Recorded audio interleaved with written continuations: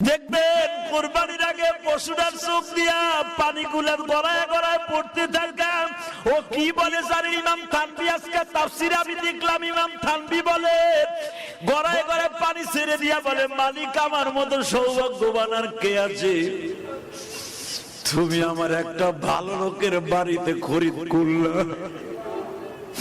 দেখবেন যে এই পশুগুলো কাঁদে, ওই মালিকের টাকার মধ্যে কোনো ভেজাল নাই। ও মালিকের বারিন্দায় বসে বসে কাঁদে আর বলে, মালিক